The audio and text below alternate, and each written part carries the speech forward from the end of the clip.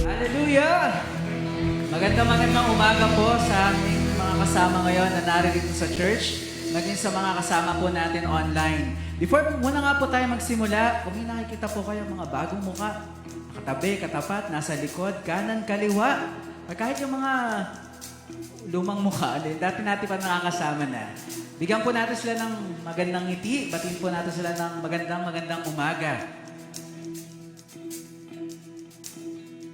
At maaari kung pwede po, umikot tayo para makamayan man natin sila, mabate. Personal. Kaya umikot. Good morning.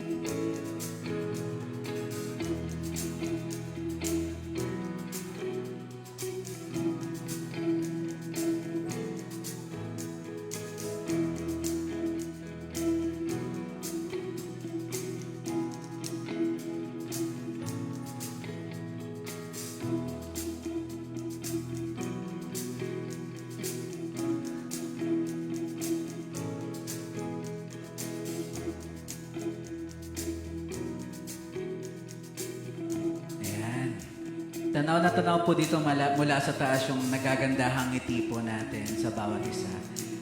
Tayo po ay magsimula. Panginoon, dalangin po namin na sa aming pag-aawitan, pangalan mo ang madakila at mataas. Masumpungan mo ang aming puso na tunay na sumasamba. Itinataas namin ang nag-isang pangalan mo, Panginoong Jesus. Hallelujah!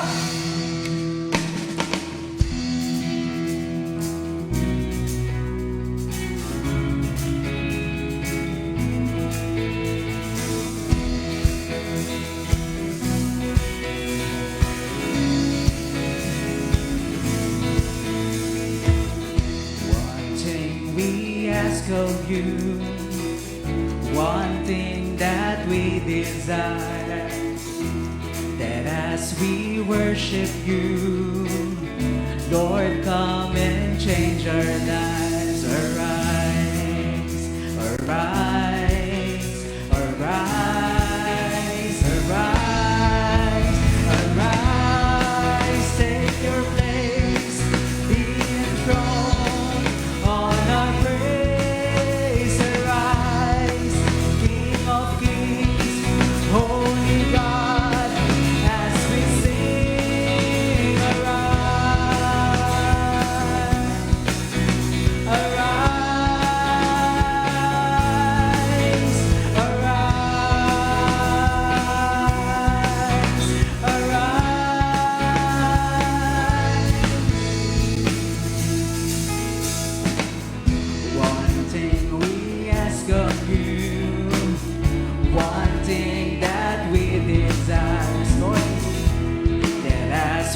Worship you, Lord, come and change our lives.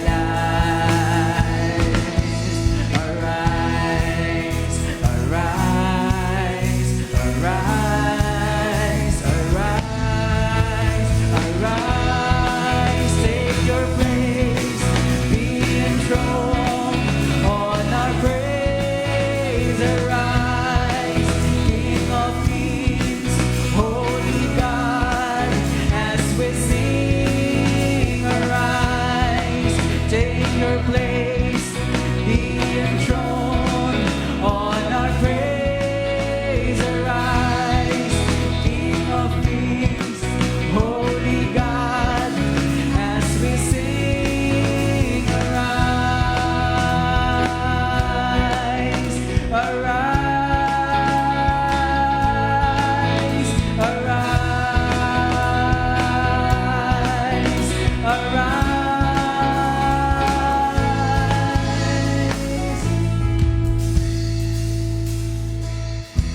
Yes, Lord, we pray that you be enthroned on our praises, Panginoon. Ikaw yung madakila, ikaw maparangalan, Panginoon, sa aming awitan, Panginoon. Hallelujah!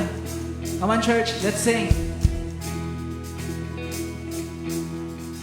We lift you up, we lift you up, we lift you up on our praises. We lift you up, we lift you up, we lift you up on our praises. We lift you up, we lift you up, we lift you up on our praises. We lift you up, we lift you up, we lift you up on our praises. We lift you up, we lift you up, we lift you up on our praises. Arise, take your place, be enthroned on our praise. Arise, King of Kings, Holy God, as we sing. Arise, take your place, be enthroned on our praise. Arise, King of Kings, Holy God, as we sing. Arise, arise, arise, arise, arise. Yes, Lord, hallelujah.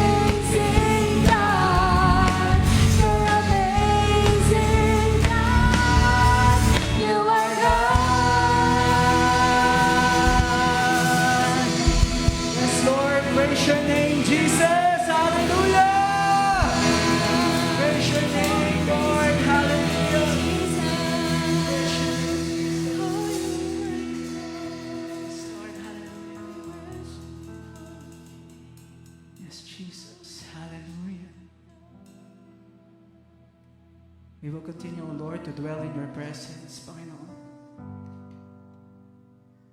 Tunay nga, Panginoon, that there are countless reasons, Panginoon, upang purihin ka namin, parangalan ka namin, Panginoon, masamba namin mga nag-iisang pangalan. Lord, help us to focus, Panginoon, to your goodness, your kindness, and your faithfulness, Panginoon, sa amin. We want to feel your presence, Panginoon. Yes, Jesus. Bless the Lord, oh my soul, oh my soul, worship His holy name. Sing like never before, oh my soul, I worship your holy name.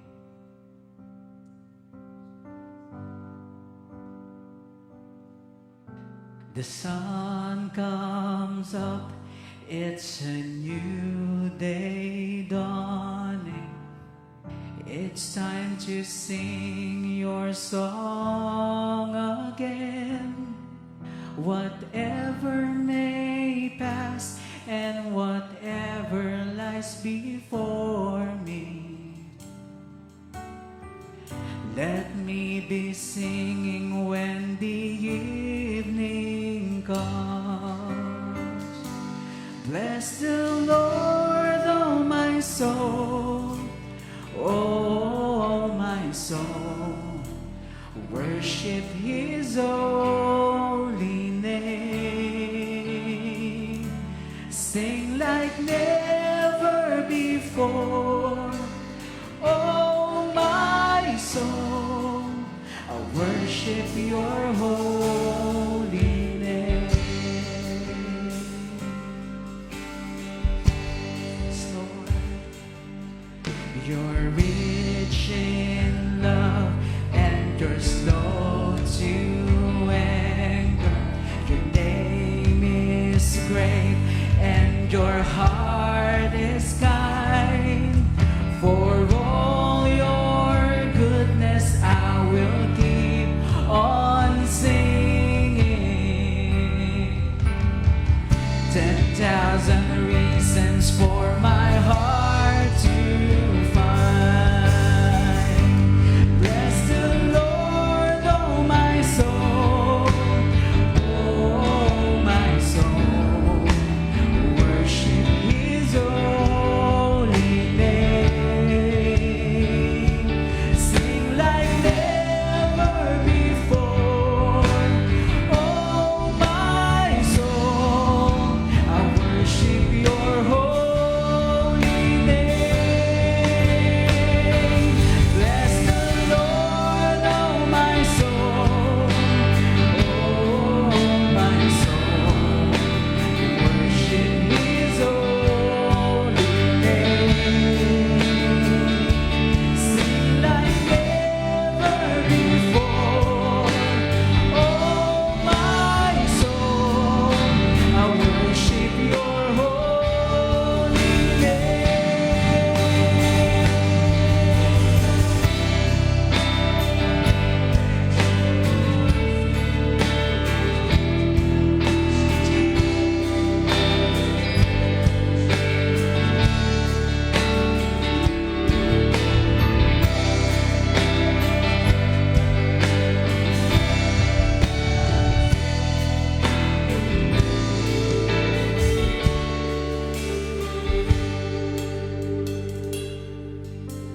And on that day when my strength is failing, the end draws near and my time has come, still my soul will sing your praise unending. 10,000 years and then forevermore.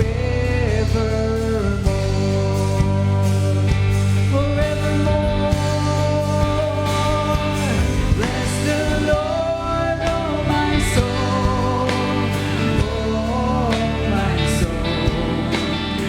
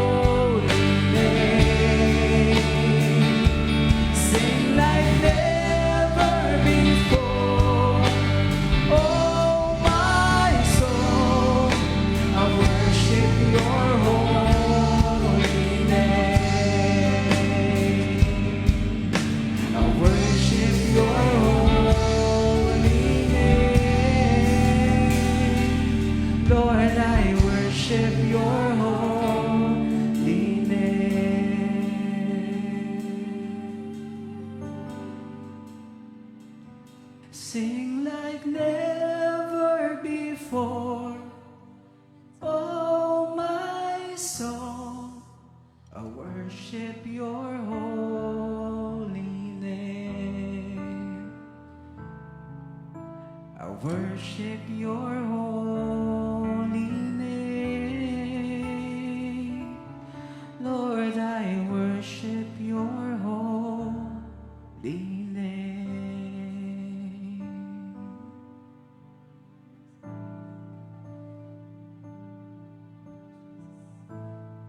Oh Lord, my God,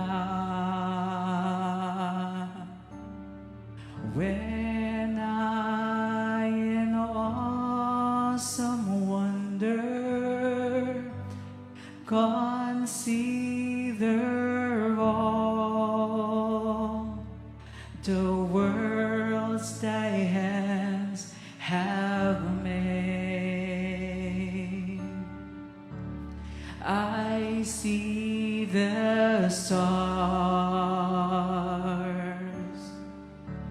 I hear the rolling thunder, thy power throughout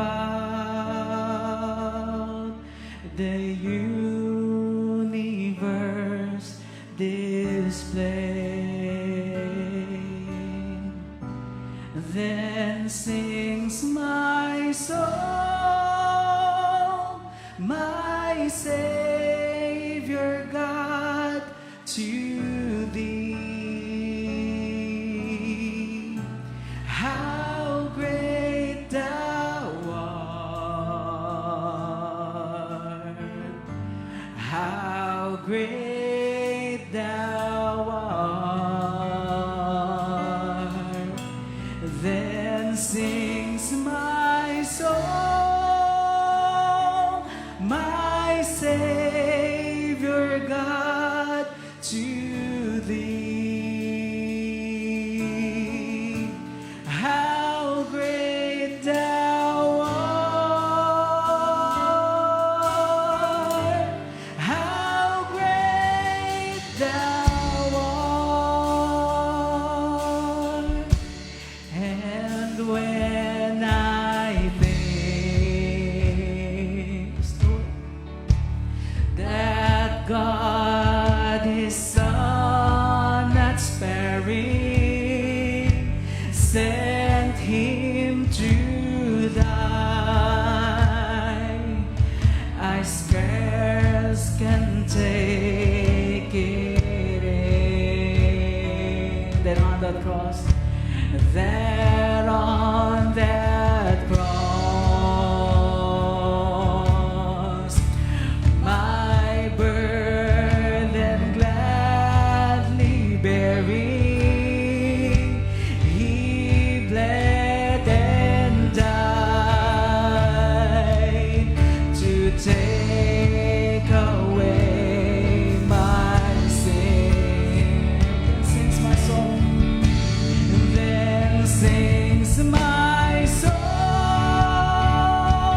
my Savior God, to thee. How great thou art, how great thou art. Then sings my soul. Then sings my soul, my Savior God, to thee. How great thou art, how great thou art. When Christ shall come with shout of acclamation and take me home, what joy shall fill my heart. Come on, church, let's sing. Then I shall bow in humble adoration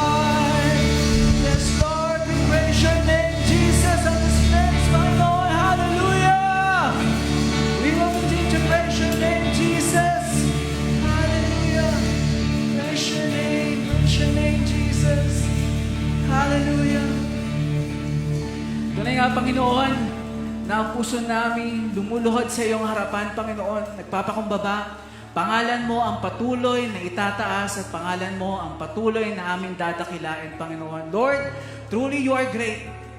Wala makakumpara sa iyo at kulang ang mga salita, Panginoon, upang maglarawan, Panginoon, kung gaano ka kadakila at kabuting Diyos para sa amin. Muli, Ama, ibinabalik namin ang nararapat na pagsamba, nararapat na papuri sa iyong kataas-taasan na pangalan. Sa aming Panginoong Jesus na buhay. Amen and amen. Hallelujah.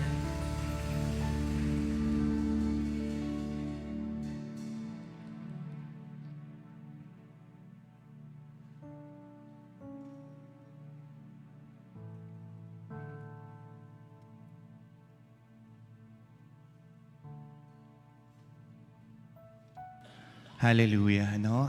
How great is our God. Palakpakan nga po natin muli ang ating Panginoon. And now, as we prepare ourselves to partake, yung pong ating tinapay at saro.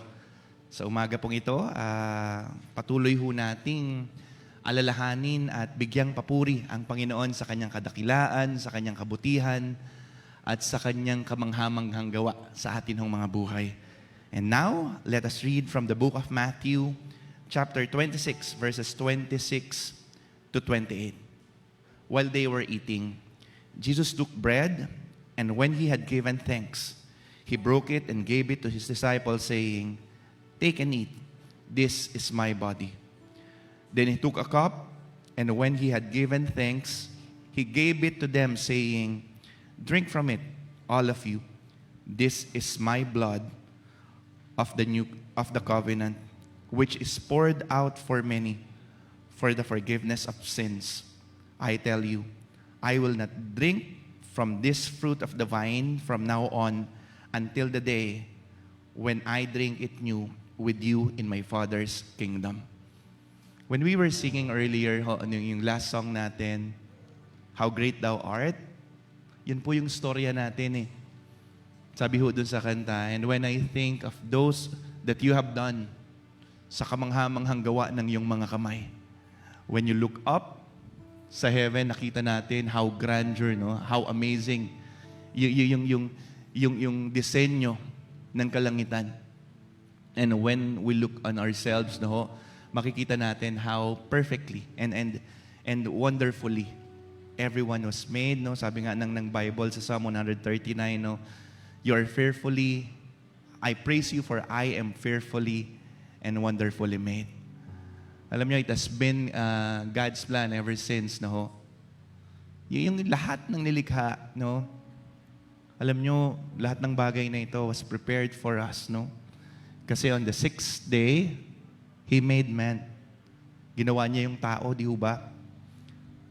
Sa lahat ng paglikha niya, from the 1st day to the 5th day, the Bible, sinasabi niya, all was good. Na po, and on the 6th day, nung nakita ng Panginoon yung lahat ng kanyang nilikha, sabi niya, lahat ay very good. Kaya lang ng tao matigas ho ang ulo eh. No? Anong ginawa natin? Sabi po ng Isaiah, "All we like sheep have gone astray.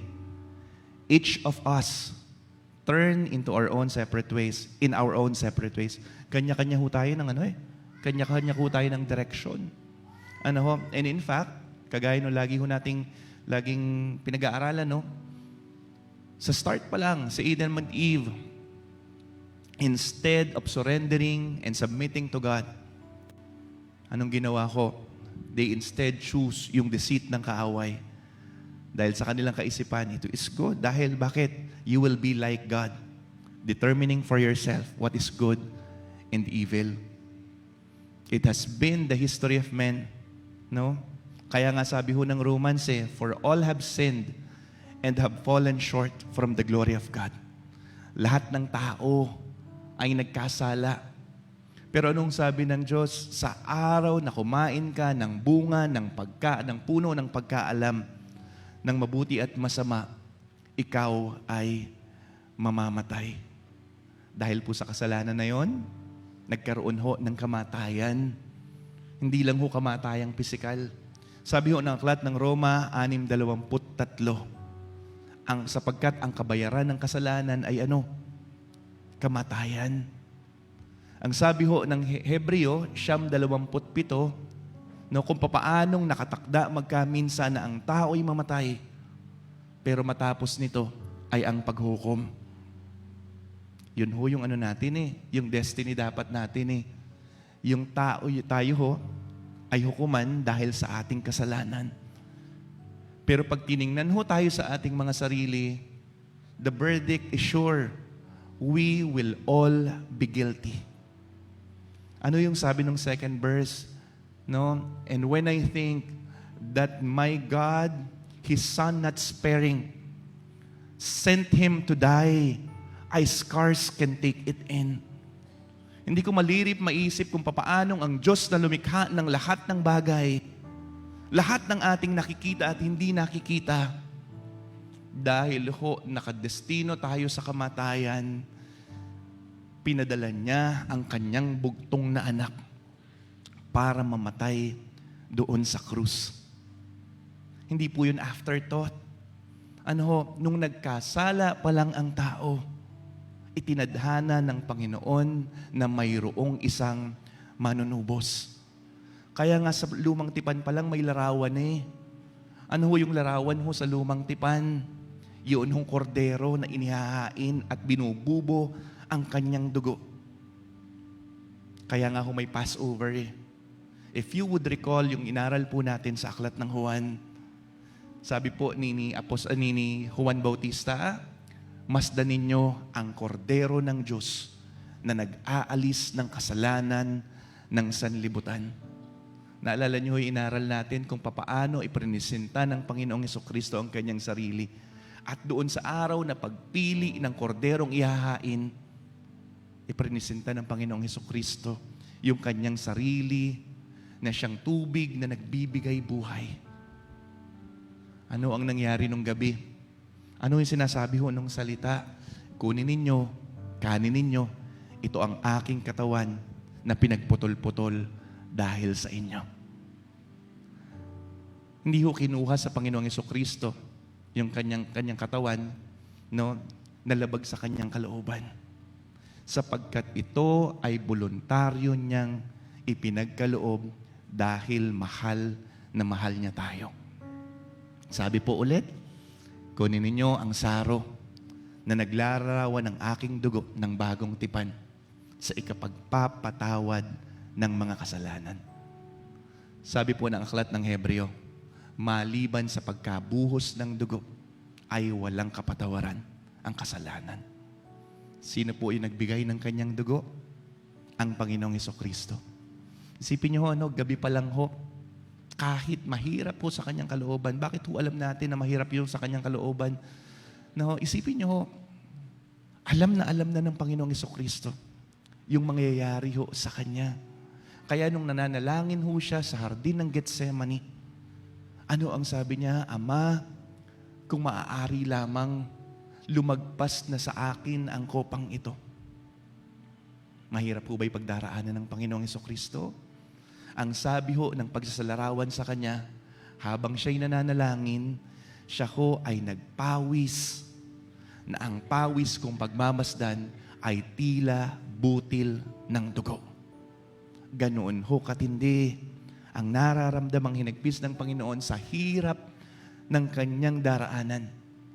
Pero ano ang sabi ng Panginoong Hesukristo? Ama, hindi ang kalooban ko, kundi ang kalooban ninyo ang maganap. Sapagkat gayon na lamang ang pag-ibig ng Diyos sa sanglibutan. Hindi ho yun sa mundo lang na ito. Ano po yun? Sapagkat gayon na lamang ang pag-ibig ng Diyos sa bawat isa sa atin. Sabihin ho natin to, sa halip na sa sanlibutan, pwede ho bang sabihin natin yung talata na yon at ilagay ho natin yung ating mga pangalan? Pwede ho bang i-recite natin? Sapagkat gayon na lamang ang pag-ibig ng Diyos kay Bebong.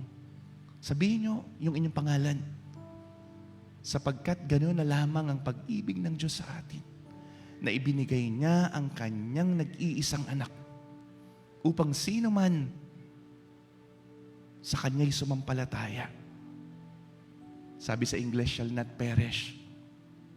Hindi na mapapahamak. hindi na mamamatay, kundi magkakaroon ng buhay na walang hanggan. Nanampalataya ka ba sa Panginoong Hesukristo? Isinuko mo na ba ang buhay mo sa Kanya?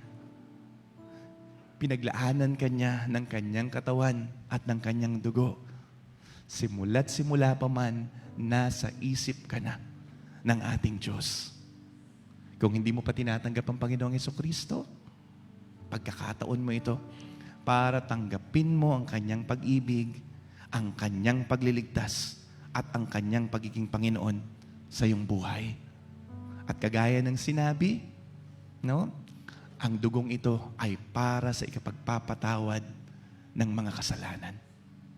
Sabi po ng Biblia, mapapalad ang mga tao na hindi na ibinibilang sa kanila ang kanilang pagkakasala.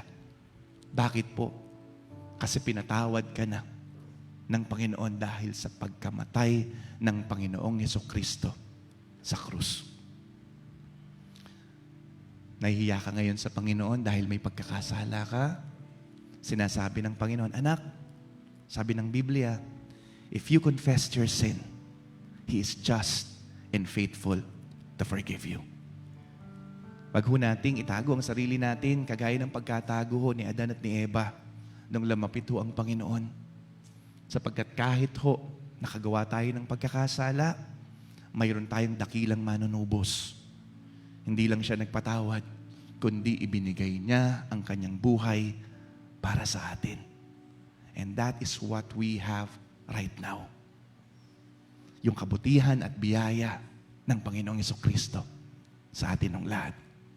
So now, we could all partake in confidence of this bread and this juice which symbolize the body and blood of our Lord Jesus Christ.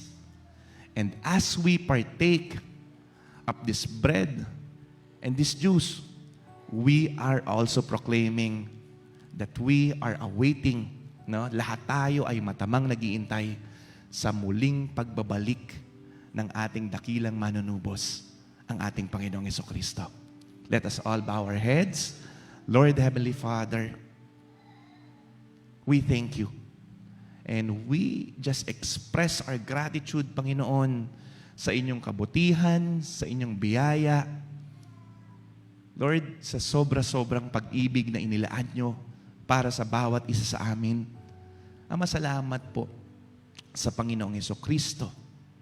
Salamat po, Panginoong Hesukristo, sa pagbibigay nyo po ng inyong buhay.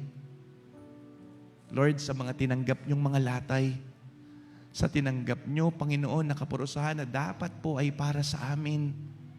Pero Lord, salamat dahil sobrang mahal nyo kami. Kaya Panginoon, all we could say is thank you, Father.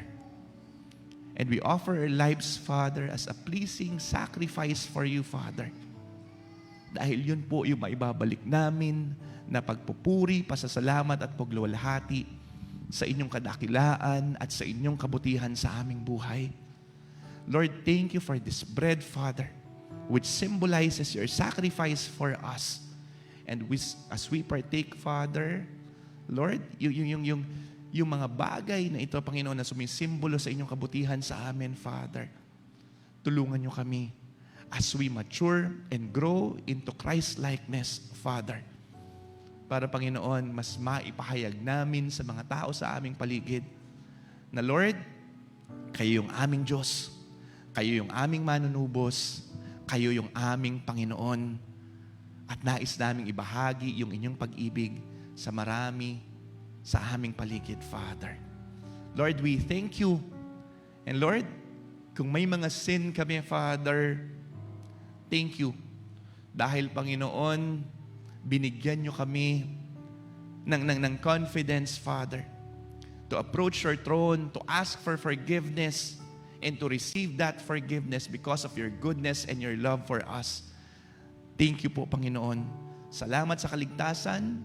Salamat sa patuloy nyong pagpamature sa amin at patuloy nyong sanctification ng banal na Espiritu sa amin. We thank you and we glorify your name. In Jesus' mighty name, amen.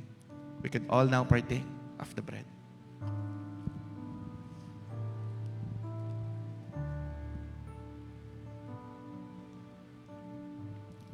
Maaari na rin po nating inumin ang juice.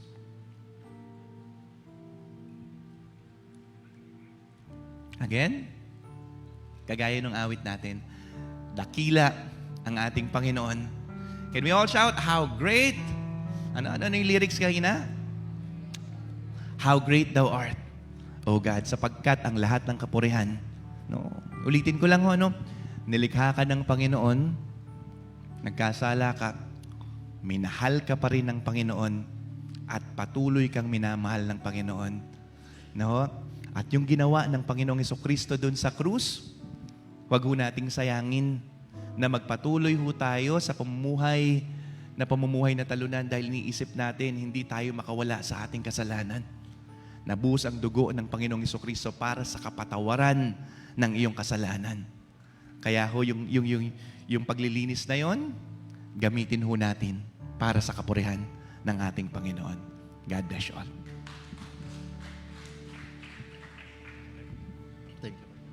Amen. Sa mapagpalang umaga po muli sa ating lahat.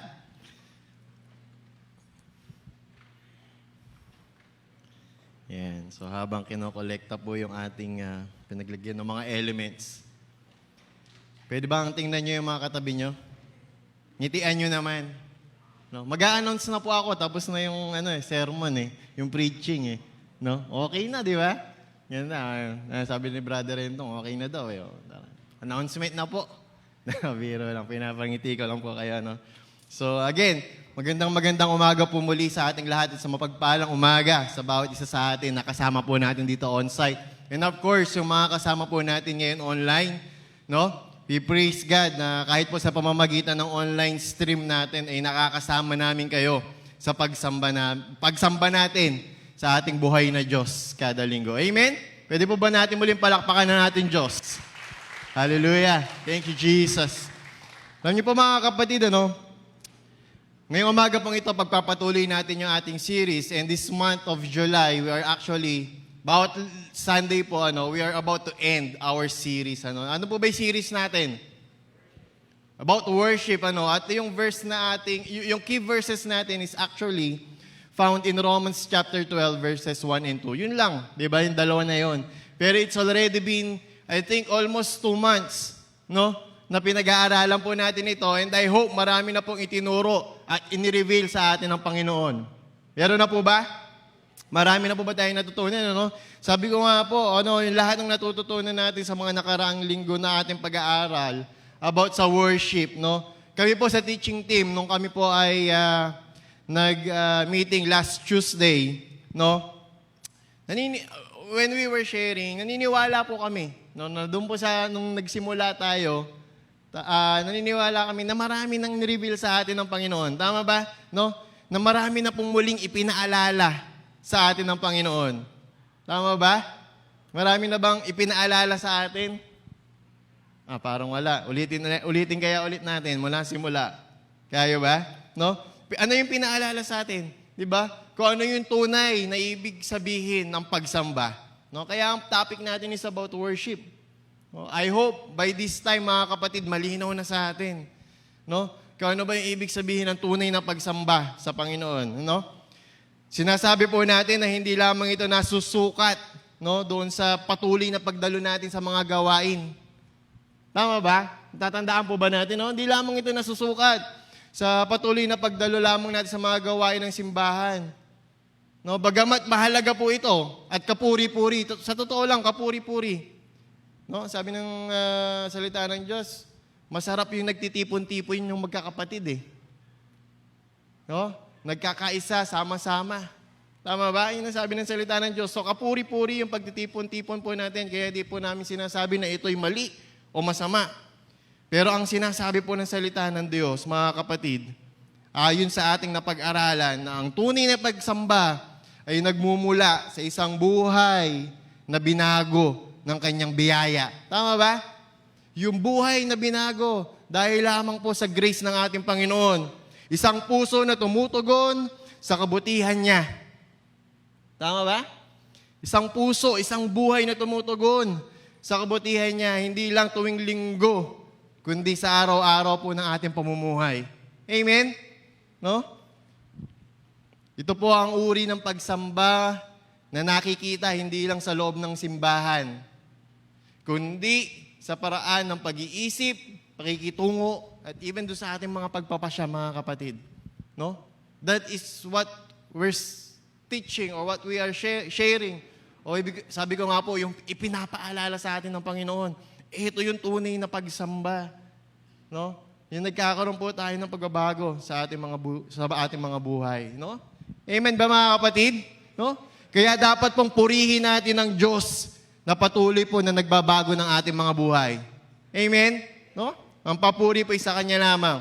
No? So let us continue to read again our key verses. Sabi ko nga po, Romans 12, chapter 12, verses 1 and 2. No? Siguro po, by this time, dapat may karagdagan sa John 3:16, memory verse nyo na rin ito. Tama ba?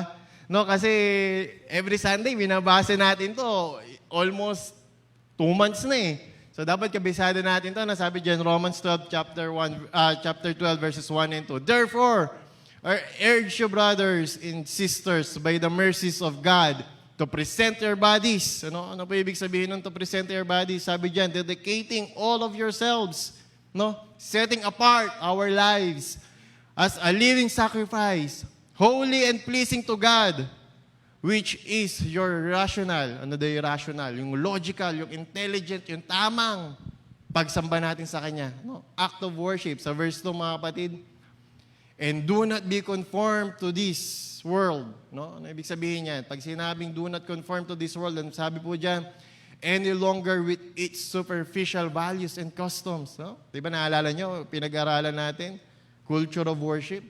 Tapos yung kingdom culture, di ba? I hope natatandaan niyo po. I hope na ino-notes niyo po. Tanong sabi niya, but be transformed, no? And progressively changed. No? At unti-unting mabago. Sabi po dito, as we continue to mature spiritually. Sa ano daw po? Sa pamamagitan po ng pagbabago ng ating mga isip, no? By the renewing of your mind. Ang ibig sabihin po ng by the renewing of your mind, focusing on godly values and ethical attitudes. So that you may prove, no? Sabi dan, so that you may prove para kanino? For ourselves. No? What the will of God is. Ano daw po yung will ng Panginoon? That which is good and acceptable and perfect. Ganda ho ng plano ng Panginoon sa ating mga kapatid. Amen? No? As we being transformed by Christ, nauunawaan po at nalalaman natin yung Kanyang kalooban. At sa pamamagitan po nito, nakikita natin yung Kanyang katanggap-tanggap at perpektong layunin at plano niya sa ating mga buhay. Amen? No? Kaya as we learning this, mga kapatid, I hope talagang unti-unti nakikita natin ano ba talaga yung layunin ng Diyos sa buhay mo. No? Ano ba talaga ang layunin ng Diyos sa buhay natin? No? And as we continue this morning, mga kapatid, ano sabi dyan? Be transformed by the renewing of our minds. So sa mga nakalipas pong linggo, pinaliwanag sa atin, ipinaalala sa atin ng Panginoon kung ano ba talaga yung tunay na pagsamba. Tama ba? No? Gaya po ng sinabi natin kanina, hindi lamang ito yung act of, being present sa cell group, being present in a Sunday worship, kundi ito po yung buhay na binabago. No? Kaya ang tanong natin, ngayon, paano ba natin malalaman kung nangyayari na yun sa buhay natin? No? So as we continue our series po, towards the end, this month of July, ito po yung tanong na sasagutin natin. Paano ba natin na malalaman na talagang nagkakaroon tayo ng pagbabago? Paano ba natin malalaman sa sarili natin? Sabi diyan kasi, prove to yourself No? So hindi ako yung magpapatotoo, but it helps, no? May nagko-confirm, may kapatid. Nagbabago ka na. Ay, hindi pala kapatid, sa asawa, gano'n. Ibig sabihin, ikaw yung makakapagpatotoo sa sarili mo. Ikaw yung makakaalam sa sarili mo kung talagang yung mga bagay na natutunan natin ng mga nakararaang linggo, nangyayari na. Ay, tanong nyo ba yun, mga kapatid? Tama na ba yung perspective ko when it comes to worship? No? Sabi po dyan, to be transformed by the renewing of your mind. No? Tingnan po natin yung susunod na slide. Yung salita pong transformed, nanggaling po ito sa original Greek word na metamorpho. Palagay ko na tatandaan nyo na po ito kasi ilang beses na rin po natin itong nadadaan-daan. Ano? In the original Greek term, yung transform derives from the word metamorpho. No? Sa English po, metamorphosis. Transformation. No? Transformation. May ihalin tulad po natin yan sa isang caterpillar. Ito po yung isang pinakamagandang halimbawa, mga kapatid. Ano? This deep transformation implies, na ibig sabihin nun, a reconfiguration of thought processes, values, and behaviors. Nagkakaroon po ng pagbabago. Tama ba? Kasi yung caterpillar, dati gumagapang lang. Pag nakumpleto niya yung kanyang transformation, lilipad na siya. Tama ba? Ganun na yung nangyayari. Tingnan po natin yung next slides. Ayan po yung isang example ng metamorphosis, di ba? From being a caterpillar, naging isang napakaganda niyang paru-paro. Tama ba? No, so iyan po yung sinasabing transformation. May complete change. No? Hindi naman from being a caterpillar, kinabukasan, ano na siya butterfly na, isang napakagandang butterfly. May proseso pong pinagdaanan. Nakita nyo? Yung step. Di ko napag-aralan kung ano yung bawat step Pero nakita nyo, from being a caterpillar, yung kulay green, ano ba tawag dyan? Cocoon? Cocoon, ayan, cocoon. Ano ta? Pupa, sige, basta yan. Pag-aralan natin mamaya, Tapos, unti-unti, na-develop siya sa loob dun. No? He was being set apart to the others, caterpillar. Nandun siya sa loob ng cocoon. Habang binabago habang nangyayari yung transformation sa kanyang buhay. And eventually, lumabas siya bilang isang magandang paru-paro. Tama ba? No? Iyon po yung transformation. Next slide, kapatid. Hindi naman ganyan yung nangyari, di ba? Kapag dinaanan po natin yung tamang proseso ng Panginoon ng pagbabago sa ating buhay, napakaganda po ng ending. Kasi yun yung sabi dun sa verse na binasa natin, so that you may prove to yourself. No? Yung perfect plan, yung perfect purpose ng Panginoon sa buhay natin. No? Yung caterpillar, hindi po siya, yung changes, yung transformation niya, hindi yung nilagyan na lang siya bigla ng pakpak. Di ba? Nagkapakpak lang siya, tapos na. Hindi.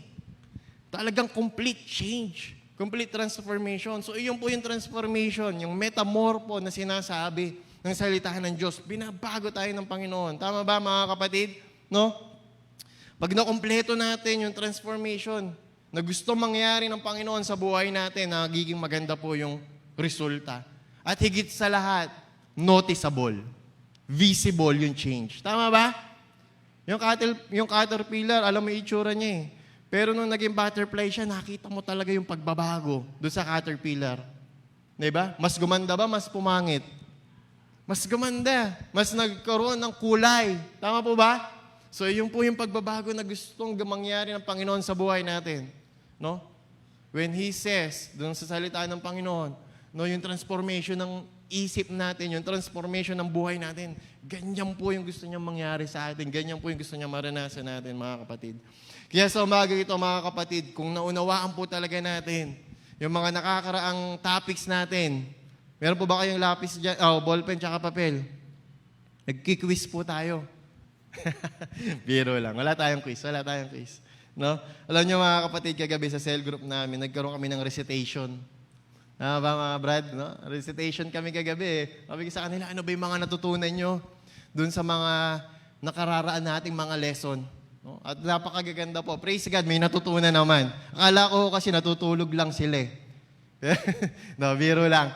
May mga natutunan naman po talaga at nakakatuwa na mapakinggan na yung mensahe ng Panginoon sa mga nakalumipas na linggo, nakuha ng bawat isa.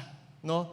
Kaya ang dalangin namin talagang tulong-tulong, unti-unti, yung pagbabago, yung transformation na natutunan natin, na gustong mangyari ng Panginoon sa buhay po ng bawat isa sa atin, magaganap.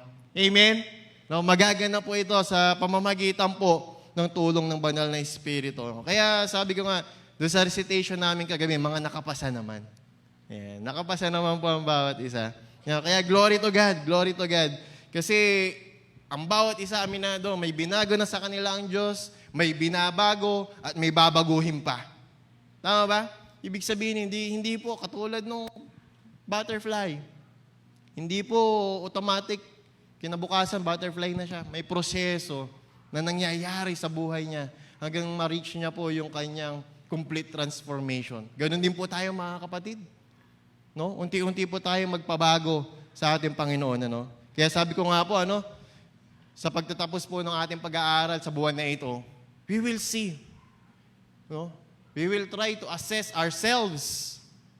No? Hindi po i-judge ang bawat isa. Kundi tayo mismo sa ating mga sarili, makita natin, malaman natin, talaga bang nagwo-work, talaga bang nagkakaroon na tayo ng changes, talaga bang nangyayari yung mga bagay na natutunan natin sa mga nakaraang linggo. No? Excited po ba tayo? Na malaman, makita natin, mapatunayan natin sa ating mga sarili. No? Yung pagbabagong ginagawa ng Panginoon. Kaya po, last week, napakaganda nung i-share sa atin ni Brother Bebong. Natatandaan niyo po ba? No? Yung worshiping God in difficult times. Kasi isa po yung isa yung gauge. Kumbaga, isa yung pwede mong maging basihan. Kung talaga bang unti-unting nababago yung ating thinking, unti-unting nababago yung ating mindset. Ano sabi ni Brother Bebong last week? Na when we worship, ano yung number one? No? We put our focus on God rather than ourselves. No? Yung pagdi-deny po natin sa ating mga sarili, mga kapatid. No? That when we come to worship our Lord, no? Talagang yung focus natin sa Panginoon regardless of our situation. Tama ba? Ano po yung pangalawa?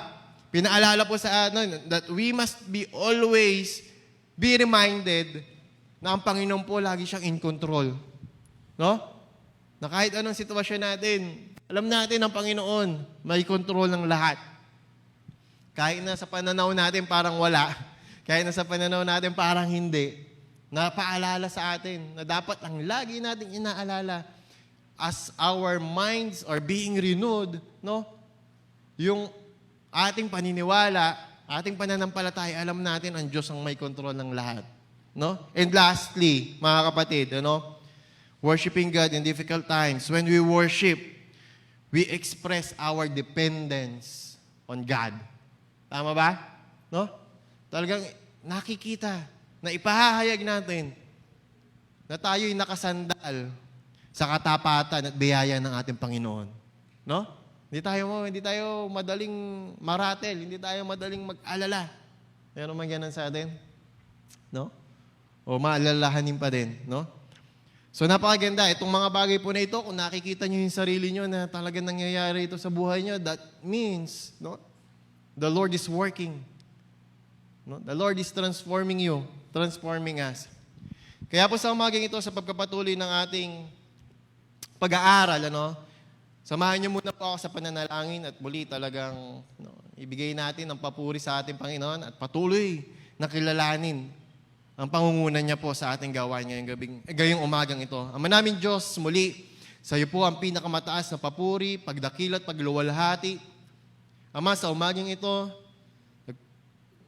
tapakumbaba po ako sa inyong banal na harapan at talagang patuloy na hinihiling ang direction, ang wisdom, revelation na nagmumula sa iyo. Na even though meron po akong inihandang mensahe sa umagang ito, let your Holy Spirit take over. Na bawat salitang lalabas sa aking bibig, Panginoon, ay mga salita lamang na nagmumula sa iyo. At ang bawat salita na ito, Panginoon, ay maging buhay sa mga tagapakinig mo. Lord, open our hearts, open our minds, Father God, sa mensahe mo ngayong umagang ito.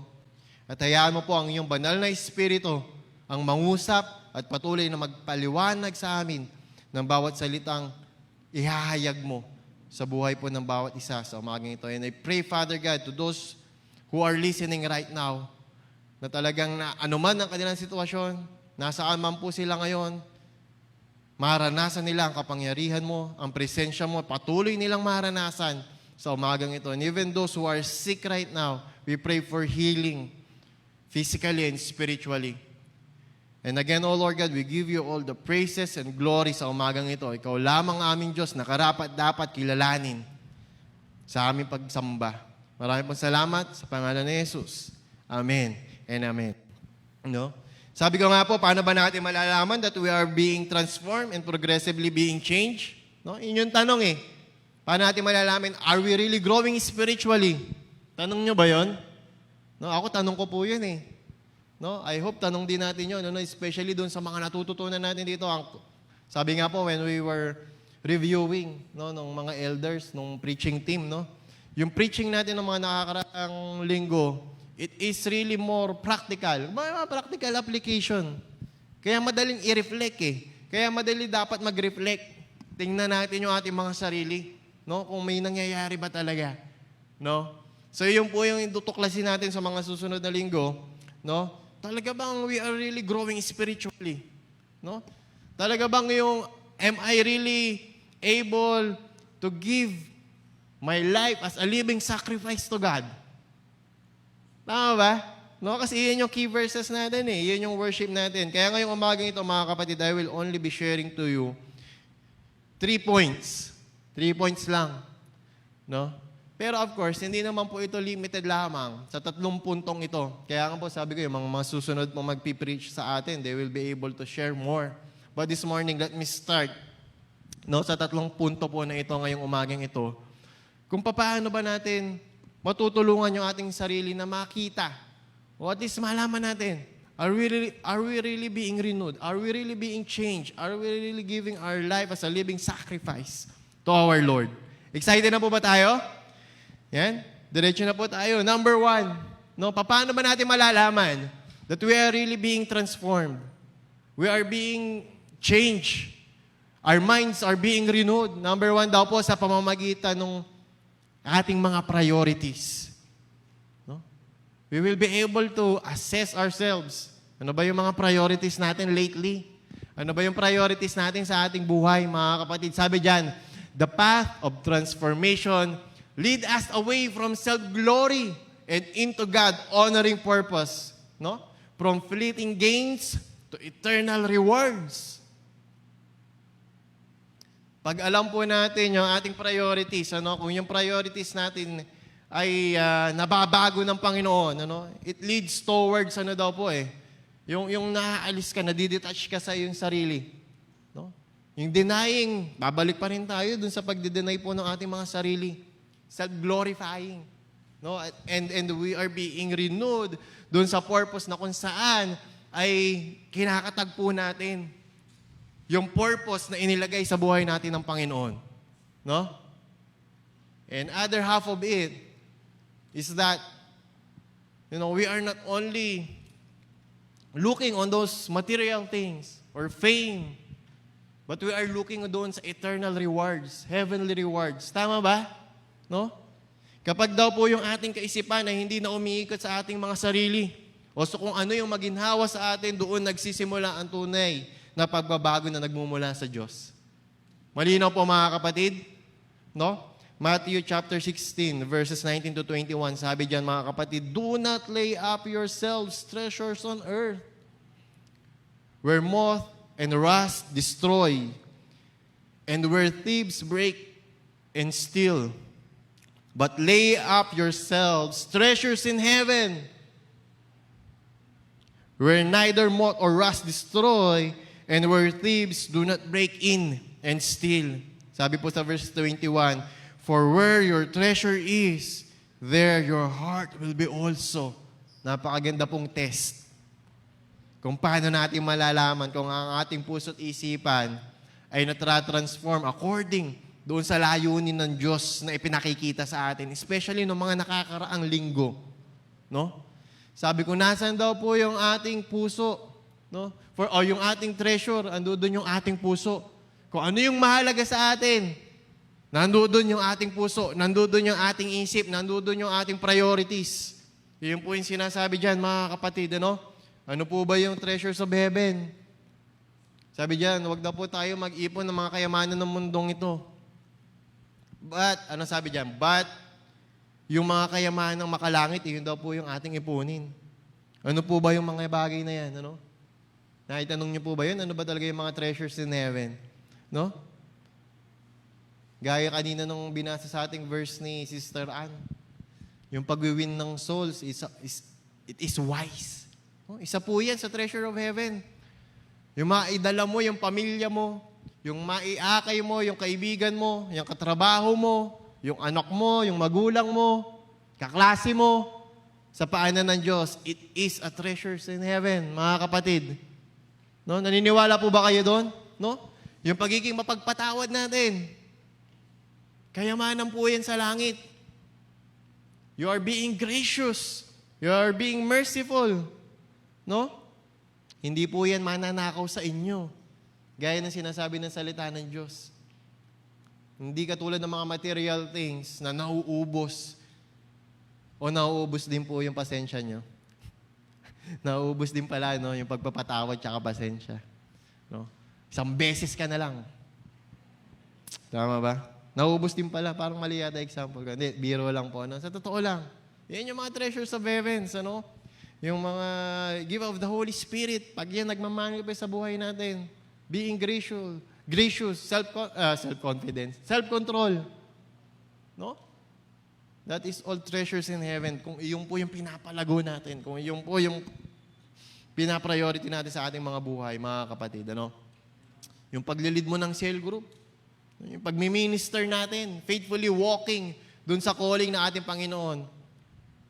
Iyan po ay treasures in heaven, mga kapatid. No? Kaya kung ikaw ay nagmi-ministry, no? Kamusta yung ating commitment? Kamusta yung ating priority? No?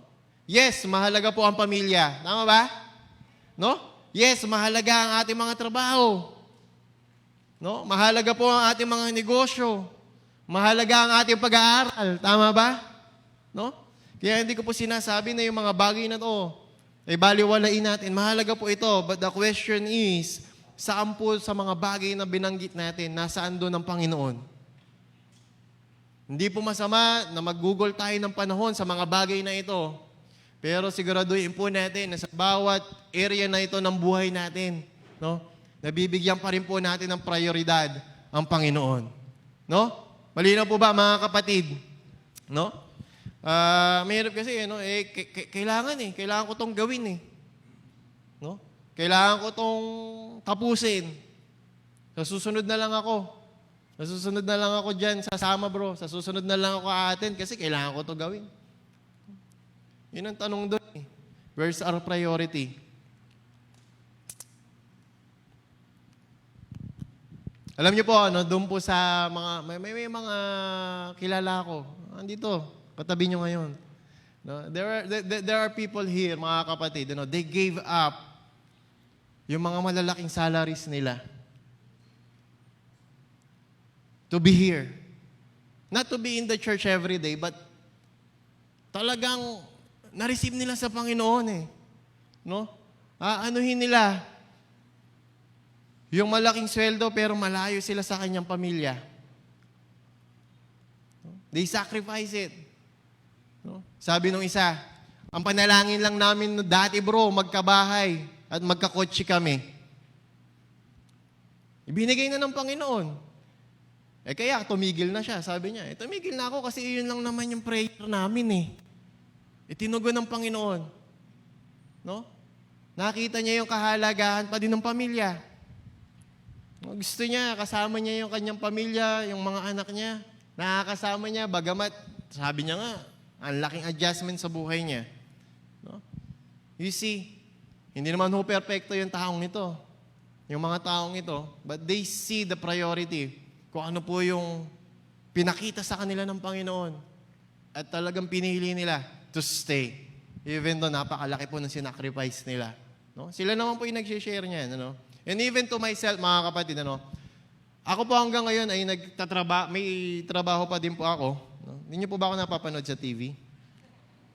Hindi, yung Wanted, artista po ako Hindi, biro lang, no? Ano din po ako, I'm a professional, IT ako no? In an international company.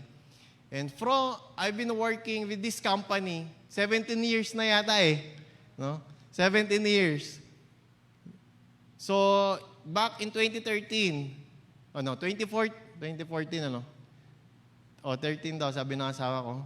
2013 to 2020, during the pandemic, napadala po ako sa abroad. No?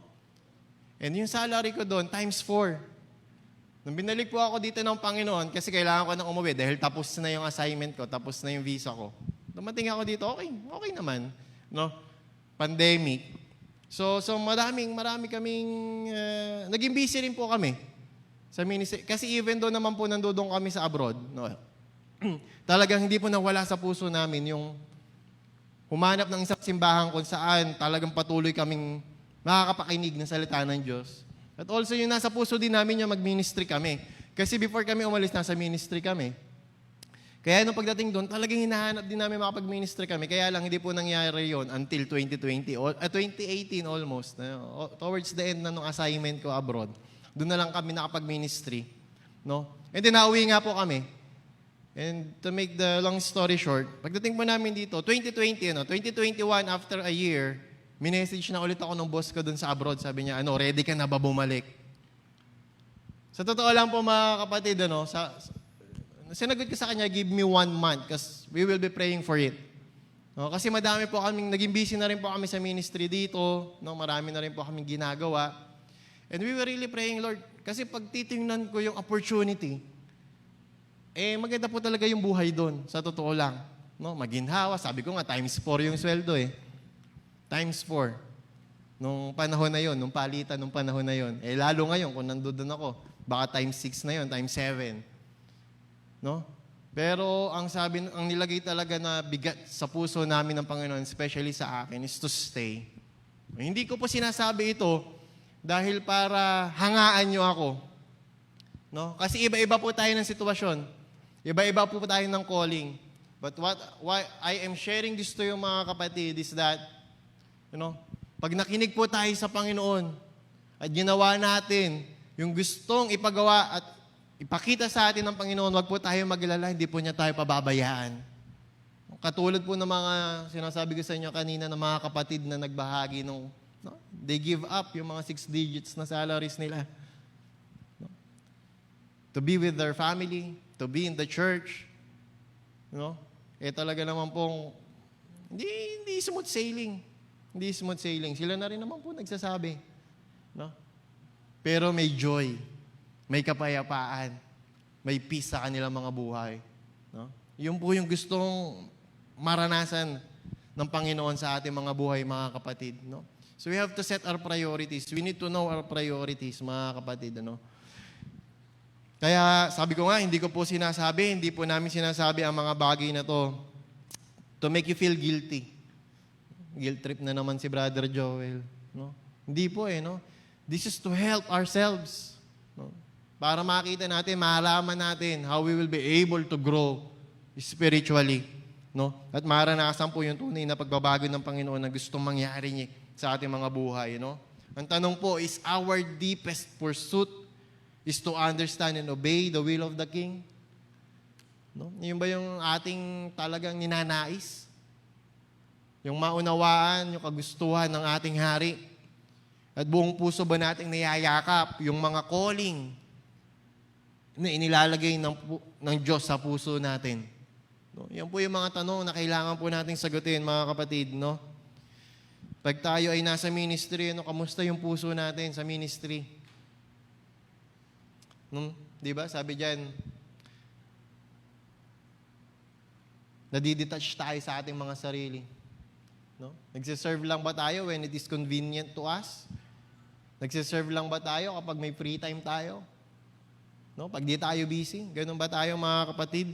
Again, I'm not guilt-tripping you. It is a question. It is to test yung ating pong mga sarili. And andito po ako not to judge any one of you kasi wala po akong karapatan para husgahan kayo. But these are the things na dapat po tinitingnan natin sa ating mga buhay, especially if we know na tayo po, sinasabi natin, ay tunay na mga disipulo ng ating Panginoong Jesucristo. Amen, mga kapatid? Sabi ko nga po, hindi ito, yung how we will define our priorities, it is not about kung kailan lang maluwag sa oras natin, kung kailan lang tayo may schedule. Kung hindi, ang sinasabi po dito ay yung bang commitment natin nasaan. Yung ating commitment nasaan. Sabi ko nga po, yung commitment natin nasa Diyos yan. No, hindi po sa akin, hindi po sa cell leader nyo, kundi sa Panginoon. So when you commit to God, yung linggo ng umaga, ikinomit mo sa Panginoon. Sa Panginoon po yun, hindi po sa amin.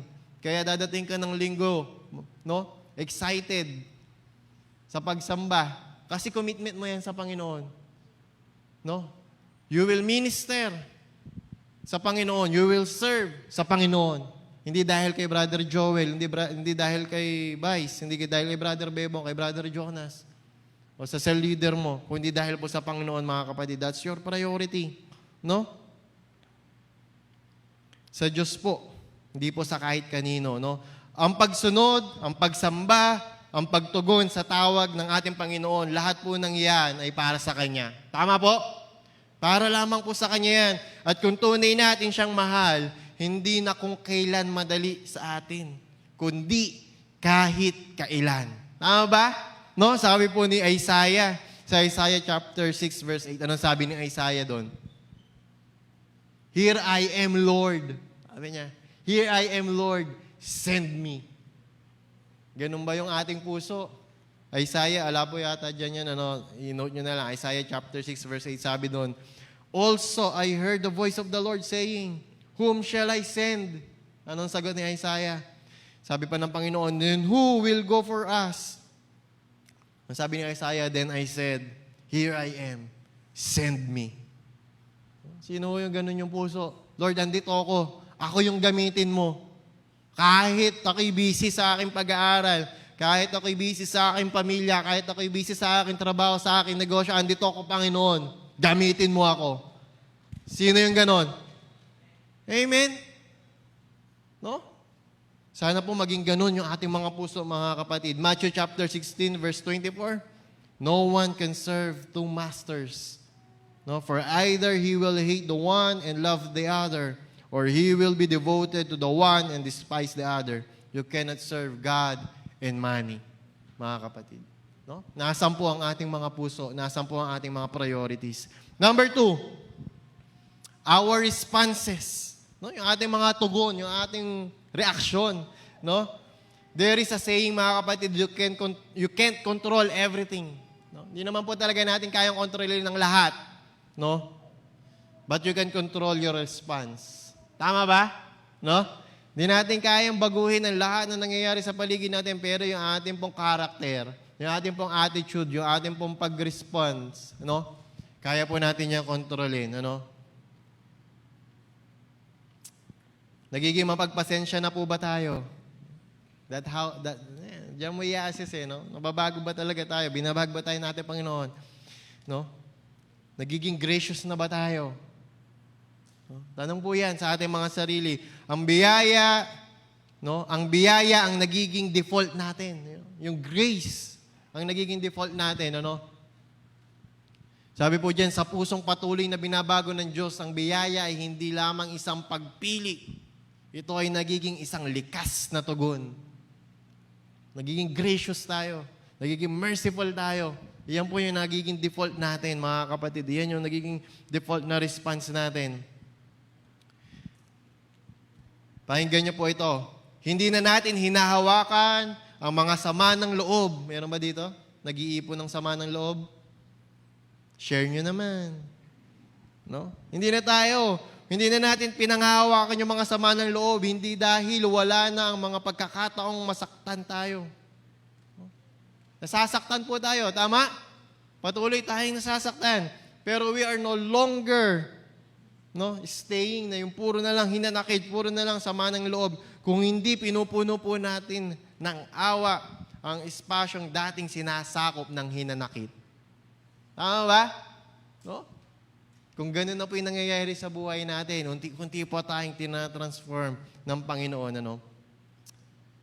Ang natural po nating response o reaksyon sa mga nangyayari sa paligid natin ay nagbabago. No? I-assess nyo po yung ating mga buhay. Mula sa magagalitin, sino dito magagalitin? May buti lumabas yung asawa ko. Di narinig. No? Noon yun, sabi ni sister, noon daw yun. Ano? No? Mula sa pagiging magalitin, tungo sa pagiging maunawain. Na, di ba? Maunawain na, dati magagalitin, ngayon na magiging mapangunawa na. Mula sa mabilis na pagganti, tungo sa pagpapalaya. No? Yan yung mga bagay na titingnan mo yung sarili mo eh. Am I really growing? Am I really growing? Ito, we're not just talking yung sa spiritual eh. No, we're talking about our character. We are talking about yung ating Christian living, mga kapatid. Madaming nangingiti ha. Marami pang magagalitin kayong kilala. No? Ito po ang bunga ng isang isipan na binabago ng Panginoon. Ang buhay na hinubog ng salita ng Diyos ay hindi lamang nagsasalita ng biyaya kung hindi ito po ipinamumuhay. No? Hindi lamang po natin binabanggit. Hindi lamang po lumalabas sa ating mga bibig, kundi nakikita po sa ating mga pamumuhay. Kaya this week, mga kapatid, no, pwede natin tingnan yung ating buhay. No? We can reflect. No? Do I respond with grace? Ito na ba'y default natin? Mapang-unawa na ba tayo? No? Are we already forgiving? Are we already compassionate, gracious sa mga nangyayari? Sa mga taong nakapaligid sa atin, mga kapatid, no?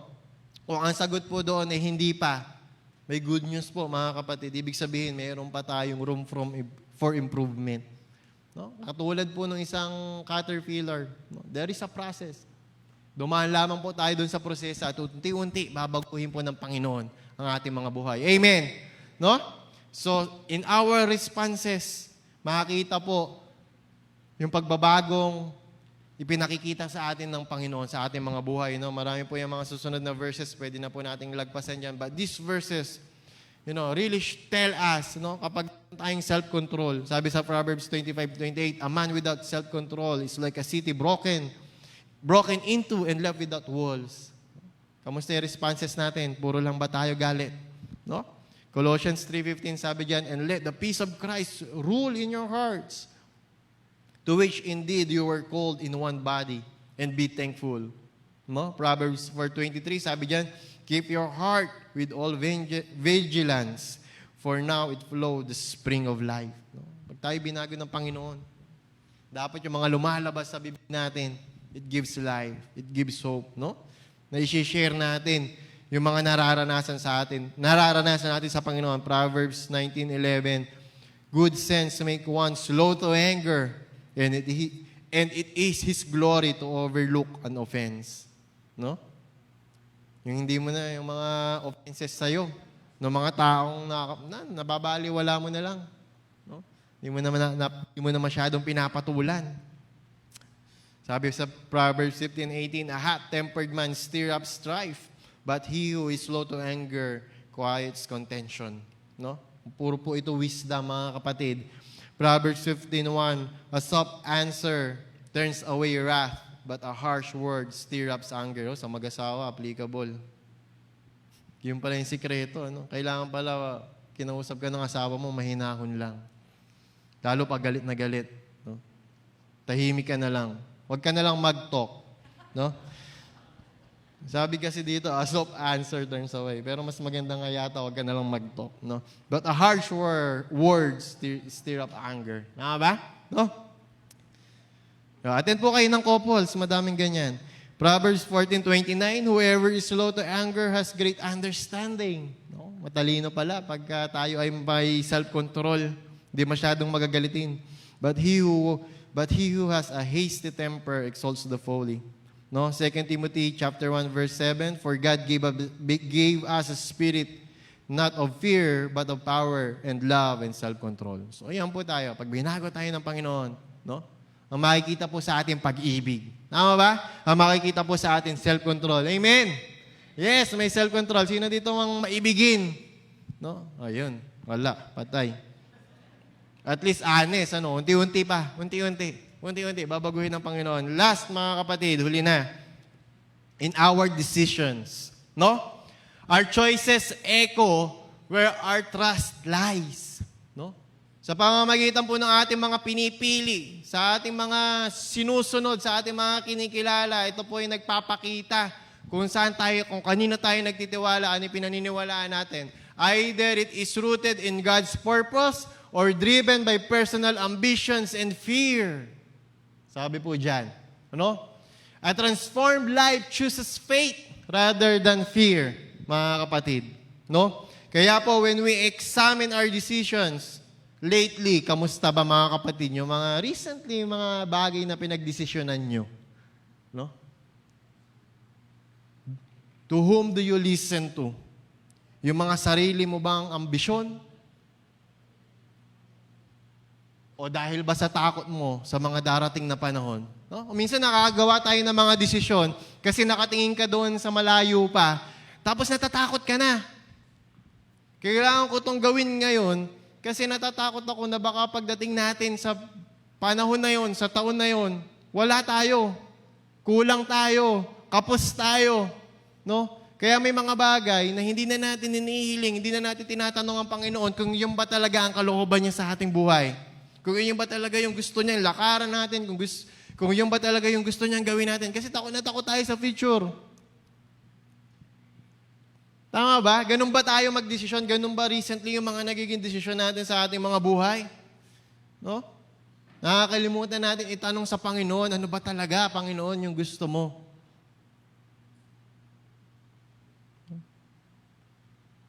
Nag-decide ba tayo kasi naiinip tayo sa sagot ng Panginoon? No? O nag-decide tayo kasi hindi man lang tayo nagtanong. O maaaring nagtanong ka sa Panginoon, kaya lang naiinip ka na sa tugon ng Panginoon. Sige, Panginoon, ako na bahala. Ako na magdidesisyon dito. Kasi kaya nga po sabi ko, nag-decide ba tayo out of fear?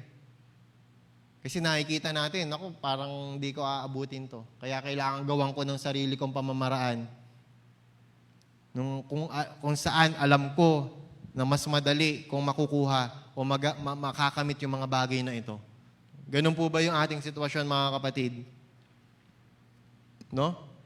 Tanong natin dito, mga kapatid, what's driving our decisions? No?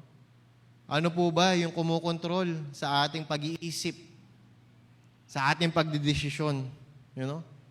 Tayo po ba'y sumasandal sa wisdom ng ating Panginoon kapag dumadating tayo doon sa mga pagkakataon na kailangan natin magdesisyon? No? Imagine, you are in a crossroad. No? O kaya may 2 pinto dyan. Alin yung pipiliin mo? Kaliwa o kanan? Saan ka dadaan? Kaliwa o kanan? No? Pag nanggidong ka sa ganung sitwasyon, kapatid, to whom we listen to? To whom we depend? Sa wisdom ba ng ating Panginoon? O nakikita natin yung immediate need natin, pag dito ako sa kanan, sandali lang. Magiging successful ako. Pero pag pumasok ka dyan, hindi mo alam. Hindi pala yun yung direction na inihanda sa'yo ng Panginoon. No? Isipin natin yan, mga kapatid. You know? Pag dumadating yung mga ganitong pagkakataon, are we deciding according to God's wisdom, according to God's principle, o it is according to our personal ambitions? Sabi ko nga po, kuminsan takot. No, nagmamadali tayo. Natatakot na tayo eh. No? Padating na si Judith. Si Judith, dating na bayarin. Mamadali na tayo, gawa na tayo ng mga sarili nating paraan, mga kapatid. No? Sa pagbabago po ng ating isip ng Panginoon, ang gusto niya, sabi nga nung i-share ni Brother Bebong last week, yung dependency natin sa Panginoon, kailangan mag-reflect yan sa buhay natin. Kailangan po nakikita yan sa buhay natin. Ano? Kasi ano po ang katotohanan? No? Fear lead us to preserve comfort. Kung minsan we make decisions based on our fear kasi pag ginawa natin yan, alam natin, mag-stay lang tayo dun sa ating comfort zone. No? Ayaw mong sumunod dun sa hindi mo nakasanayan na pinagdadalan sa'yo ng Panginoon. Kasi ito, okay na ako dito eh. Sanay na ako dito na ako lumaki. Dito na ako tumanda, dito na ako mamamatay. Tama ba? Ganun tayo minsan eh. Hindi ka makikinig, hindi ka susunod kasi ito na yung nakasanayan mo. Takot kang sumubok, natakot kang sumunod. No? Kasi hindi mo alam kung anong mangyayari sa'yo pag dito ka lumakad eh. Pero ito, kabisado mo na ito eh. Kahit na hindi ka na diyan lumalago or kahit na minsan yung daan na yan, naalalayo ka na sa Panginoon actually. You will still continue kasi takot ka eh. No? Ano pa po? No, kapag naman it is because of your personal ambitions ang nangyayari, it pulls you towards self-glory. No? Diba?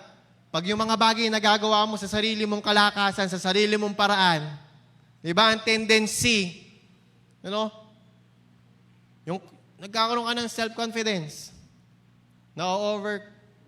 Actually, self-confidence, sobra-sobra pa nga. No? Na nakakalimutan mo ng kumonsulta sa Panginoon. Hindi, nagawa ko naman eh. Diba? Nagtagumpay naman ako eh. Nung last time, sa sarili ko lang. No? But God's Word leads us to purpose. No? Kaya pag dumepende ka po sa wisdom ng Panginoon, pag sa ating pagdedesisyon, nakadepende tayo sa salita ng ating Diyos, no? Ang bunga po niyan, purpose. Sabihin nyo nga po, purpose. No? Ang bunga po niyan, peace. No? Sumusunod ka, may pinagdadaanan ka, pero may peace ka, may joy ka. No? Nade-develop po yung ating obedience even when the path is unfamiliar. Kahit na po kung minsan unfamiliar territory. Pero pag sinabi ng Diyos dito ka at nilakaran mo yon, you have peace, you have joy. Yung obedience mo nag-grow, mga kapatid. No? Every decision we make tells a story. Katulad po ng mga shinare ko sa inyo kanina, ako sa buhay ko. No? Yung decision ko po na huwag bumalik, napakadami pong pwede kong ikwento sa inyo. Ganon din dun sa mga kapatid na sinasabi ko sa inyo kanina. Napakadami po nilang pwedeng ikwento sa inyo. Because they decided. No? Every decision we make tells a story. It reveals whether we're trusting the one, no? Malaking O, the one who is Christ, no? Who sees the full picture or reacting to what we can control. No? Kasi ganun kung minsan may bagay kang pinapanalangin sa Panginoon, ang Panginoon nakita niya na yung dulo. Kita na niya. Pero ikaw, di mo pa nakikita yung dulo eh. Nakikita mo yung mga challenges sa harapan mo. Kaya kung minsan, you decide based on what you can see now. Kaya kung minsan madalas, hindi pala kung minsan madalas, parang magkakontra yan. Kaya kung madalas, pag yung desisyon natin, sarili natin, because of fear, because of our self-ambition, no? Hindi yung resulta na gusto ng Panginoon na mangyari yung nangyayari sa ating mga buhay. At masakit po yun. Tama? No? Nadaan ka sa mga ganon. No? Tandaan po natin, every decision we make tells a story. It reveals whether we're trusting the one who sees the full picture or reacting to what we can control. Proverbs 3:5, na po sabi dyan, trust in the Lord with all your heart and lean not on your own understanding. Amen. Proverbs 18:15, the heart of the discerning acquires knowledge, for the ears of the wise seek it out. Mga kapatid, no? Let us seek the wisdom of the Lord. Even dung mga tao na ginagamit ng Panginoon sa mga buhay po natin, we can seek their wisdom. No? Yung mga man of God, no? Yung ating mga cell leader, yung ating pastors and leaders, as long as it is according to the Word of God, mga kapatid. No? Iyan po ang ating basihan, salita ng Diyos. No? Get wisdom, get understanding. Do not forget my words or turn away from them. Sabi po ng Proverbs 4:5. No? And lastly, Psalms 86, chapter 11. Teach me your way, Lord, that I may rely on your faithfulness, and give me an undivided heart that I may fear your name. No? Sabi ng Proverbs, the fear of the Lord is the beginning of wisdom. Kaya po sa ating pagdedesisyon, mga kapatid, lagi nating isalang-alang. No? Hindi po tayo matatakot dun sa kung ano yung nasa harapan natin. Ano? kundi mananalig tayo sa kung ano yung kayang gawin ng ating Panginoon. Ano? So let me conclude with this, mga kapatid. As our minds are being renewed by the grace of Christ, our thoughts and actions should reveal the work of Christ transformation. No? Gaya nga po ng aming recitation last night, lahat sila. No? Wala naman silbi kung alam mo lahat ng verses sa Bible kung hindi nakikita sa ating mga buhay. Talaga hong buhay na binago, mga kapatid. Ano? Tandaan po natin, sabi ko nga, as our minds are being renewed by the grace of Christ, our thoughts and action should reveal the work of Christ's transformation. Sabi nga po, di ba, may kasabihan tayo, actions speak louder than voice. Tama ba? No? Action speaks louder than words. But even louder than voice is a life that reflects God's truth. Tama ba? No? Our voices may proclaim faith, but it is our choices, sacrifices, and everyday obedience that reveal the true conditions of our hearts. No? Pwede natin laging sabihin, no? Nananampalataya mayroon naman akong faith. No, I believe in the Lord. Pero makikita po yan sa ating mga choices. Nakikita po yan sa ating mga decisions, sa ating mga sacrifices, sa ating mga priorities, sa ating obedience. It will really reveal the condition of our hearts. No? You can speak of love, but do you live it? No? Pamumuhay po ba natin ng pag-ibig? You can declare surrender, but do your decisions reflect it? In the end, it's not just the sound, it is the substance. No? Actions speak louder than voice or words. No? Mas malakas ang sinasabi ng gawa kaysa salita. Ang tunay na pagsamba ay nakikita sa pamumuhay, hindi lang naririnig sa pananalita. So napakalaki pong challenge nito sa atin, mga kapatid. Ano?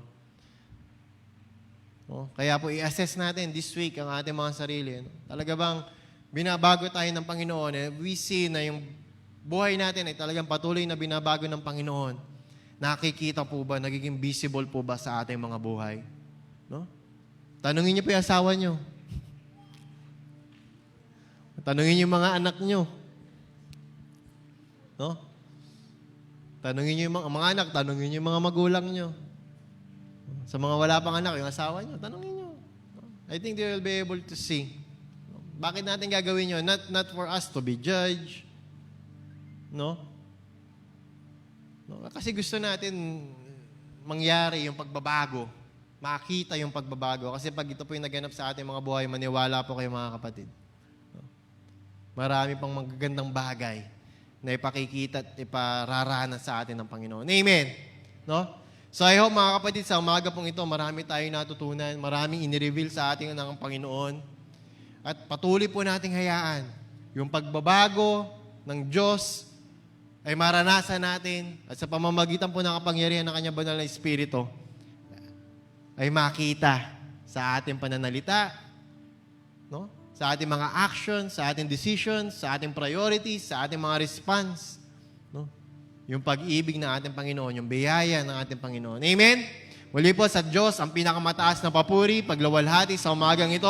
Balik po natin ang pinakamalakas na pagpalakpak, pagsamba sa ating Panginoon. Amen, amen, and amen.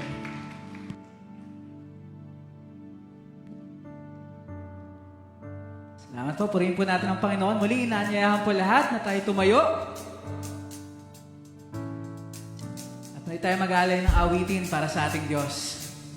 Hallelujah!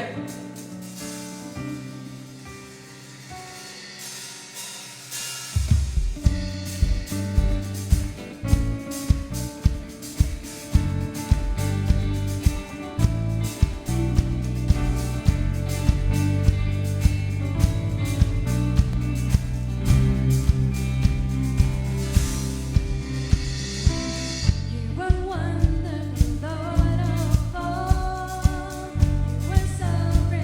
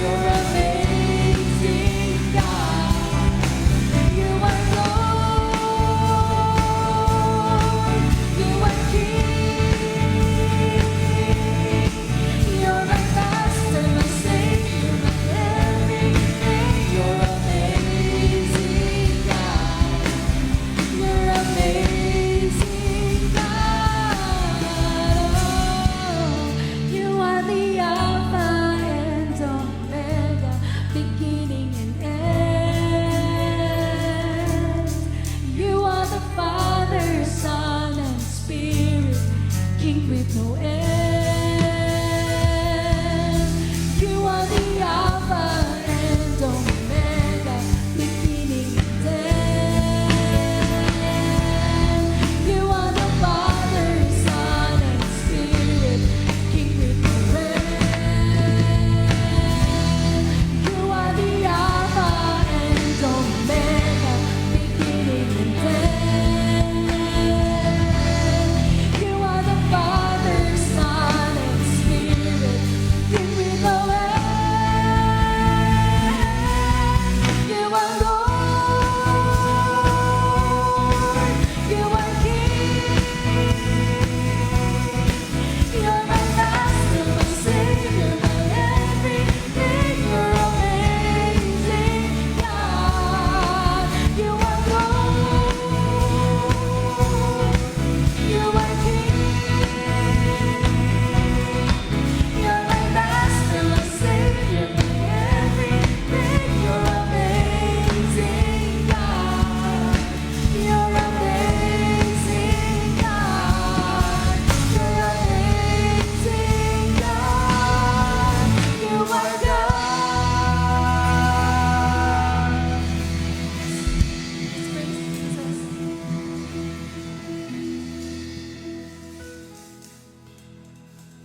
Again, good morning ho sa inyong lahat. Are you blessed this morning? Na-bless ho ba tayong lahat, no?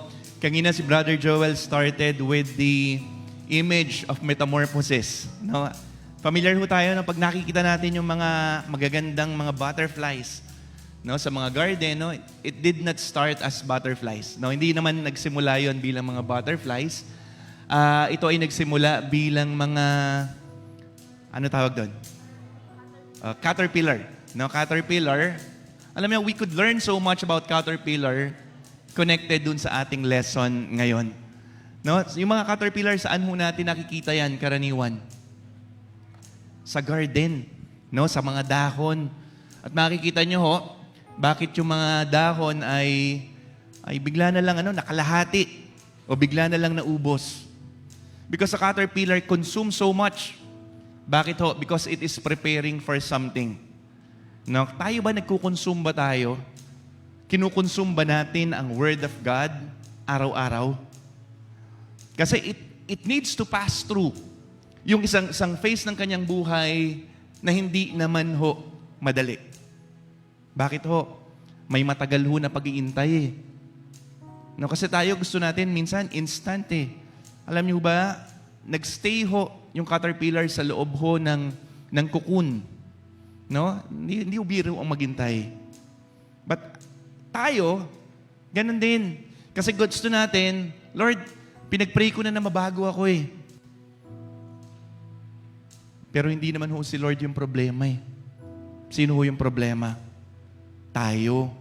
Kasi ayaw natin magpa-undergo nung process ho ng pagbabago.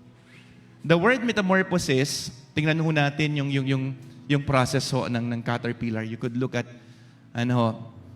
before it would hang itself doon sa kung saan man siya bibitin, no, madaming kinakain ho yan. Pero tingnan niyo ho yung kanyang proseso. Ano po yan binilisan ho yung process niyan. It will stay sa loob ng cocoon. And then look at it, no? Na-transform siya. Kung minsan, hindi natin nakikita yung mabilis na transformation. Pero look at yung sa sistema po na yan, hindi ho mabilis kumawala dun sa dati.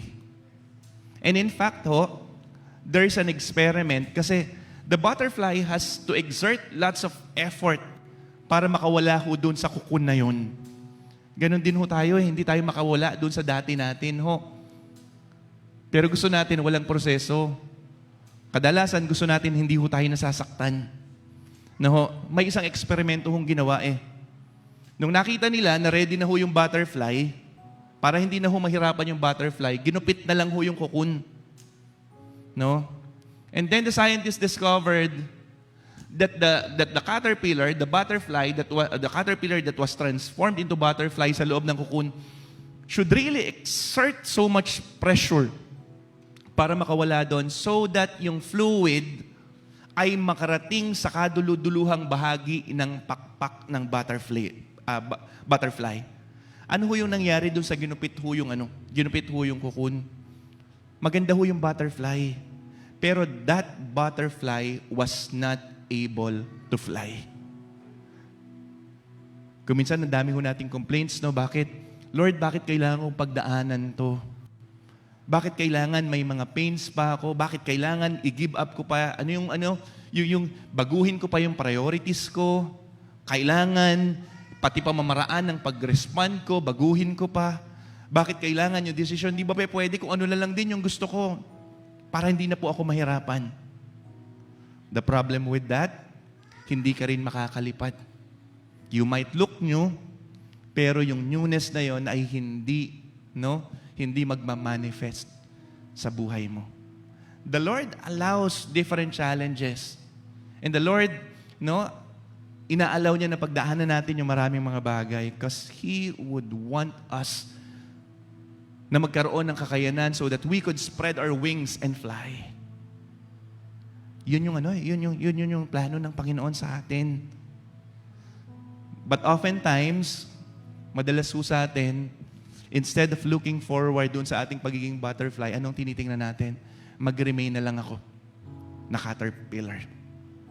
Ang masama, ginagawa ka ng butterfly ng Panginoon, pero you keep on looking back sa pagiging caterpillar mo. Mayroong 2 verses po kung saan yung word na metamorphose. Pero marami yung verses pero I would want to give you yung 2 verse na ito. Yun pong isa, sabi nung Romans 12:2, but be transformed with the renewing of your minds.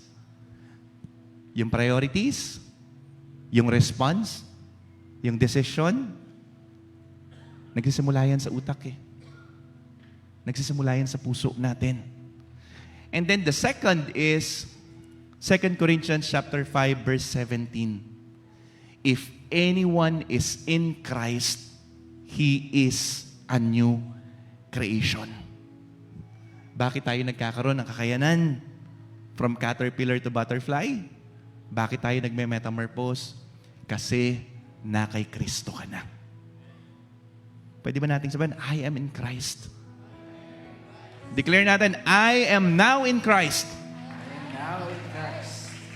At dahil si Kristo na ang nabubuhay sa'yo, yung hindi mo kaya, yung mahihirapan ka, I tell you sister, I tell you brother, just trust Him. Sabi ng Romans 8:28, anong sinasabi sa verse na ito? No? All things, thank you sister, all things work together for good. For those who love Him and are called according to His purpose. Paano tayo natutong magmahal sa Panginoon? Because He first loved us. Una tayong minahal ng Diyos. I-declare nyo nga sa sarili nyo ulit, mahal ako ng Diyos.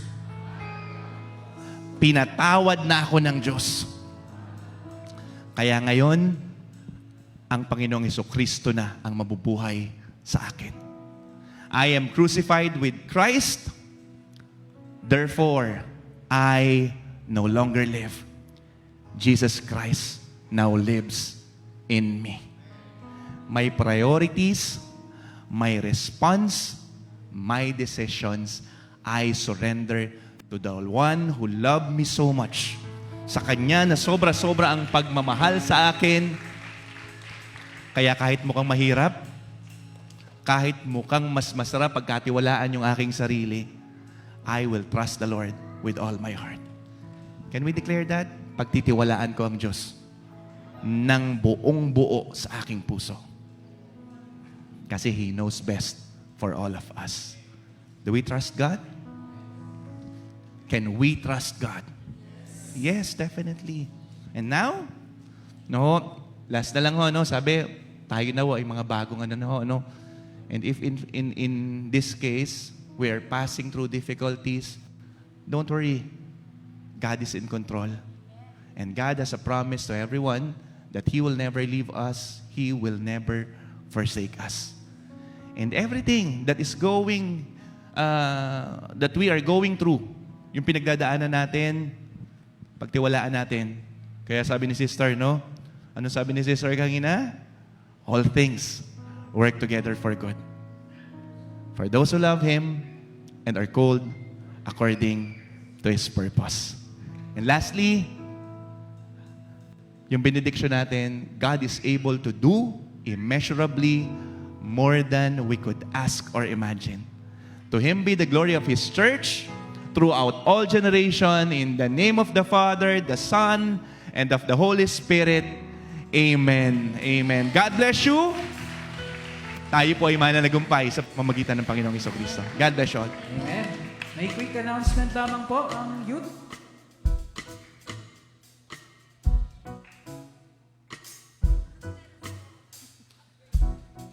Ayan, hello po.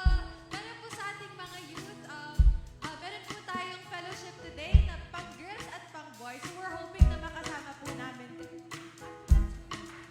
After lunch po yun, you can stay here in the church and we can have lunch together in KKB po. Pero we'll be having our fellowship right after. Sana po makasama namin kayo. Thank you. Salamat. Maraming salamat po muli. Tayo ay pagpalain ng Panginoon. Happy Sunday, everyone.